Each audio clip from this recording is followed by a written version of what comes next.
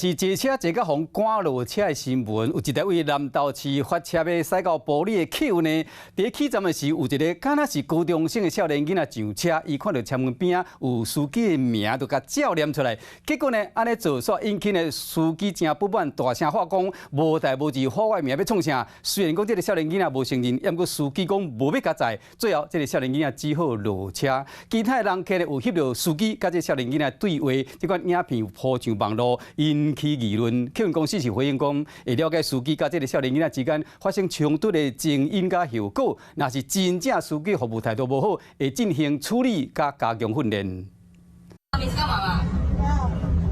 没有这么好的名字。客运的司机气喘喘，骂这个少年人，因为少年人一上车就喊司机的名，让司机起毛假掰。你坐下一台，你坐下一班，我去载你，下车。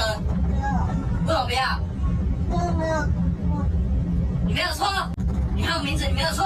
司机无要载这个少年人，要求伊落车，不过少年人认为家己无唔对，双方就伫车顶相对上。落尾少年人也是落车，不过两个人的对话，嘛互其他乘客用手机翕大家公布起伫网络顶。感觉司机情绪管理不是很好，怕说会不会做到一半司机情绪突然有不稳定，然后会不会影响到我们乘客的安全？车顶的乘客上起昨下晡，一台客运为南投市发车驶往埔里。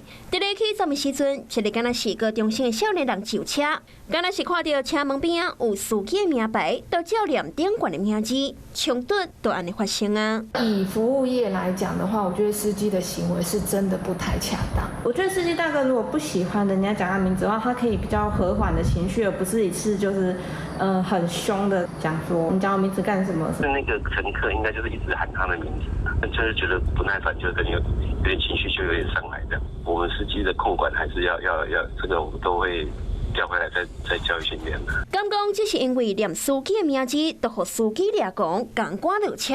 客运强调讲会了解代志的头尾，若真正是司机服务态度不好，会进行处罚，加强教育训练。Hello， 我是易景，想要抢先掌握最及时的新闻资讯吗？赶快订阅、按赞、开启小铃铛，锁定华视新闻的 YouTube 频道。